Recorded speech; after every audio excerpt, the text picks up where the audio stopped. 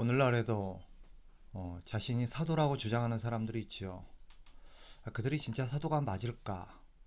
또 오늘날에도 사도가 존재할 수 있을까? 이 점에 대해서 궁금해 하시는 분들이 있습니다.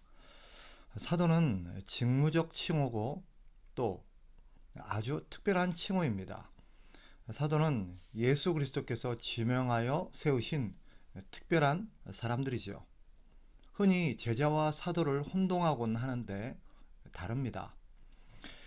누가복음 6장 12절 13절에 보면 예수님이 사도들을 세우시던 장면을 이렇게 설명합니다.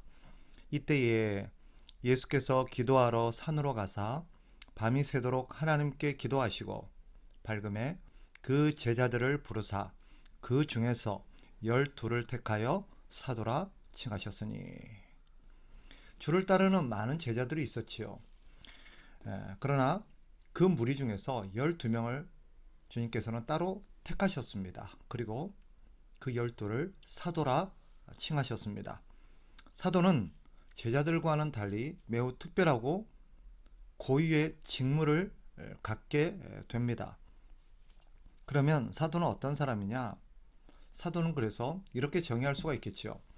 사도는 한 특별한 사명을 위하여 선택을 받아 파송된 자로서 자기를 보내신 예수 그리스도를 대표할 충분한 권위를 가진 자, 이렇게 이해할 수 있겠습니다. 성경을 보면 이 사도에 대해서 자격을 규정하고 있습니다. 먼저 사도가 되기 위해서는 부활하신 주님을 목격한 자라야 합니다. 사도행전 1장 21절 22절에 보면 이렇게 말합니다. 이러므로 요한의 세례로부터 우리 가운데서 올려져 가신 날까지 주 예수께서 우리 가운데 출입하실 때에 항상 우리와 함께 다니던 사람 중에 하나를 세워 우리와 더불어 예수께서 부활하심을 증언할 사람이 되게 하여야 하리라 하거늘. 가룟 유다가 자살하여서 죽음으로 인해서 12명의 사도 중에 한 명이 공석이 되게 되었습니다. 나머지 11명의 사도들은 12명의 사도직을 충원하기 위해서 한 명을 선출하게 되는데, 이 과정에서 그의 자격을 규정하고 있는 대목이 오늘 우리 방금 읽은 사도행전 1장 21절 22절입니다. 분명한 것은 예수 그리스도와 함께 있으면서 예수 그리스도의 생전에 그를 목격한 자라야 한다는 것이 전제입니다. 바울도 자신의 사도됨에 대해서 그의 자격을 부정하고 또 그 자격의 의문을 제기했을 때 이렇게 설명한 바 있지요. 고린도전서 9장 1절 보면 내가 자유인이 아니냐, 사도가 아니냐, 예수 우리 주를 보지 못하였느냐 라고 말합니다. 그러니 분명한 사도됨에 있어서 자격 중 하나는 예수 그리스도께서 이 땅에 살아계실 때 그리스도와 함께 했거나 최소한 그리스도를 살아계실 때 만났어야 하는 자야라고 볼 수 있습니다. 두 번째로 사도가 되기 위해서는 특별히 예수 그리스도로부터 사도로 부르심을 받아야 합니다. 자기나 교회가 세운 게 아니에요. 예수 그리스도께서 직접 지명하여 부르신 자라야 합니다. 아까 우리가 읽었죠. 누가복음 6장 12절 13절에 보면 우리 주님께서 많은 제자들 중에서 12를 택하여 사도라 칭하시고 라고 말합니다. 12를 택하여 사도라 칭하셨다. 그러니 사도됨의 분명한 자격 중 하나는 예수 그리스도께서 직접 선택하여 세운 사람이어야 합니다. 성경은 바울에 대해서도 같은 증언을 하죠. 주께서 이르시되 가라, 이 사람은 내 이름을 이방인과 임금들과 이스라엘 자손들에게 전하기 위하여 택한 나의 그릇이라. 우리 주님께서 사도 바울을 직접 선택하셨다라고 말씀하십니다. 세 번째로 그 직무를 수행하기 위해 권위와 임무를 받은 자라야 한다고 볼 수 있습니다. 고린도후서 12장 12절에 보면 바울이 이렇게 말합니다. 사도의 표가 된 것은, 이게 무슨 말이냐? 즉 내가 사도라는 증거는 이렇게 이해할 수 있어요. 그가 사도라는 것을 알 수 있는 증표가 있는데 그 증표로 제시한 게 뭐예요? 그 뒤에 보면 내가 너희 가운데서 모든 참음과 표적과 기사와 능력을 행한 것이라. 그러니까 그가 예수 그리스도께서 지명한 사도라고 한다면 그 사도로서의 분명한 어떤 증거가 따라야 하는데 그 증거가 뭐라고 말합니까? 그리스도로부터 받은 권위와 특별한 임무라는 거예요. 어떤 그 임무를 맡고 나서 그 임무를 행함에 있어서 그리스도의 능력, 그리스도의 권위가 따라야 한다는 것을 보여줍니다. 네 번째로 사도라고 한다면 영적인 은사를 다른 사람에게 나눠줄 수 있는 능력을 가진 자라야 합니다. 대표적인 사람 중에 한 사람이 베드로죠. 베드로가 고넬료와 그의 가족들에게 안수하였을 때 성령이 그들에게 임했던 것을 우리는 알 수 있습니다. 사도행전 10장 44절 베드로가 이 말을 할 때에 성령이 말씀 듣는 모든 사람에게 내려오시니. 그러니 그가 사도라고 한다면 성령의 능력이 함께해야 되고 성령이 그 사도의 어떤 기도와 사도의 안수를 통해서 임했던 어떤 증거들이 따라야 한다라고 말하고 있습니다. 바울도 선교여행 중에 안수하여 성령을 받게 하는 사역이 있었죠. 대표적인 경우가 에베소에서 사역을 할 때 거기 있던 사람들에게 바울이 안수하여 기도한 적이 있습니다. 그때 성령이 임했던 내용이 나옵니다. 사도행전 19장 6절 바울이 그들에게 안수하며 성령이 그들에게 임하심으로 방언도 하고 예언도 하니. 그러니 그가 사도라고 한다면 분명히 하나님이 함께 하시는, 성령이 함께 하시는 그런 능력이 뒤따라야 한다라고 볼 수 있겠죠.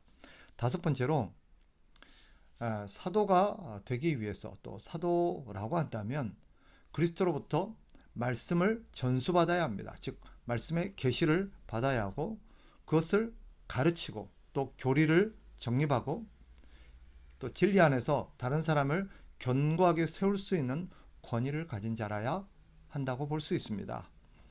예수 그리스도로부터 진리를 계시받고 그 진리를 기록하도록 전달받은 사명이 없다면 사실 그는 사도라고 보기 어렵습니다. 앞에서 언급된 거의 대부분의 사도들이 말씀을 기록하는 일에 쓰임을 받았습니다. 사람이 아니라 하나님으로부터 예수 그리스도로부터 복음의 계시를 받아야 한다는 것을 성경은 여러 차례 강조한 바 있습니다. 갈라디아서 1장 11절 12절에 보면 바울이 말하죠. 형제들아 내가 너희에게 알게 하노니 내가 전한 복음은 사람의 뜻을 따라 된 것이 아니니라. 이는 내가 사람에게서 받은 것도 아니요 배운 것도 아니요 오직 예수 그리스도의 계시로 말미암은 것이라. 바울이 자신이 사도라는 것을 아주 강조하면서 그 근거로 내세운 것 중에 하나가 이겁니다. 예수 그리스도로부터 직접 진리의 계시를 받았다라는 것입니다.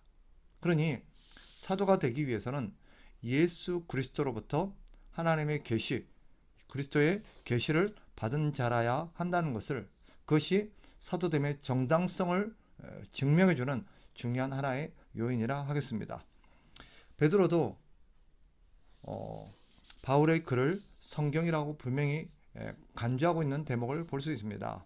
베드로후서 3장 15절 16절 우리가 사랑하는 형제 바울도 그 받은 지혜대로 너희에게 이같이 썼고 또 그 모든 편지에도 이런 일에 관하여 말하였으되 그 중에 알기 어려운 것이 더러 있으니 무식한 자들과 굳세지 못한 자들이 다른 성경과 같이 그것도 억지로 풀다가 스스로 멸망에 이르느니라.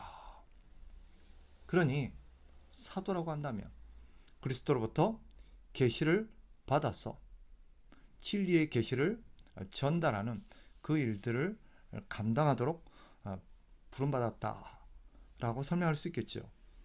마지막 한 가지만 더 한다면 사도는 교회 질서를 세우는 권세도 부여받았다라고 할 수 있겠죠.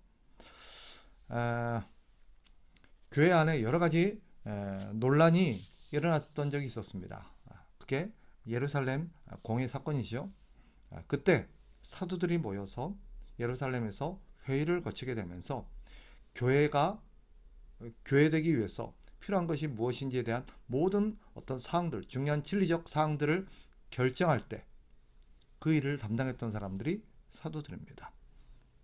그리고 교회 감독과 장로들을 세웠던 일도 사도들이 담당했습니다. 그러니 사도라고 한다면 이런 교회 질서와 교회를 세우는 일에 있어서 분명한 권위를 갖고 있는 자다라고 볼 수 있겠죠.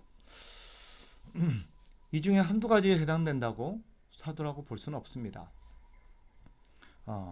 사실 앞에 언급했었던 모든 것들이 다 중요하죠. 이 6가지에 해당되는 자라야 사도라고 볼 수 있겠습니다. 그렇다면 결론적으로 바울 이후로 하나님이 세우신 사도가 있는가? 결론적으로 없다고 단언할 수 있습니다. 지금도 자칭 사도라고 하는 자들이 있죠. 그러나 그 당시에도 성경이 기록되어지고 또 제자들이 활동했던, 사도들이 활동했던 그 당시에도 자칭 사도라고 주장하며 교회를 어지럽히는 자들이 있었습니다. 이와 관련해서 사도 요한은 계시록에서 이 부분을 언급하면서 교회가 주의할 것을 당부한 적이 있습니다. 계시록 2장 2절 있죠. 자칭 사도라 하되 아닌 자들을 시험하여 그의 거짓된 것을 내가 드러낸 것과. 교회는 자칭 사도라고 주장하는 자들이 있을 수 있음을 항상 염두해야 합니다. 그리고 그런 자들이 진짜 사도가 아니라는 것을 이런 바른 진리의 근거에서 가려내고 또 그런 자들로부터 교회를 지켜야 할 것을 명받았습니다. 그러니 오늘날 자칭 사도라고 하면서 교회 안에서 부당하게 또 불법하게 진리를 벗어난 그런 영향을 끼치는 자들을 교회가 결코 용납해서는 안 될 것입니다. 사도를 계승했다라고 주장하는 단체들도 있죠. 대표적인 단체가 카톨릭입니다. 그리고 그 중심에 교황이 있죠. 역시 같은 이유에서 그는 사도가 아니고 사도를 계승했다라고 보기 어렵습니다. 환상을 보았다고 주장하는 사람들도 있어요. 그러나 환상을 보았다고 사도는 아닙니다. 바울의 경험은 특별합니다. 바울은 우리가 생각하는 그런 일반적인 환상이 아니라 초자연적인 사건이요, 특별한 계시적 사건이고 예수 그리스도께서 실제로 바울에게 나타나서 바울을 사도로 지명하여 부르셨습니다. 그러니 바울의 어떤 경험들을 일반 사람들이 생각하는 어떤 환상이나 그 정도로 이해를 하면 안 되겠습니다. 그렇다면 오늘날 교회 목사는 어떨까요? 목사 역시 사도는 아닙니다.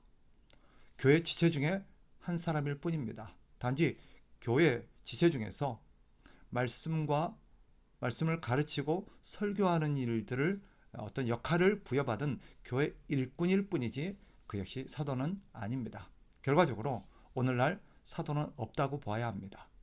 그러니 사도라고 주장하는 자들로부터 우리는 현혹되지 말아야 하고 그들이 진짜 사도가 아니라는 것을 말씀의 근거에서 우리는 분명하게 알아야 합니다. 그래서 우리가 교회를 지키고 교회의 진리를 수호하는 일들을 우리가 잘 감당해야 된다는 것을 일부 어떤 사역자들 뿐만 아니라 온 성도들이, 온 교인들이 다 그렇게 해야 된다는 것을 우리가 좀 생각하면서 우리가 진리에 바르게 눈을 뜰 수 있기를 주의 이름으로 부탁드립니다. 감사합니다.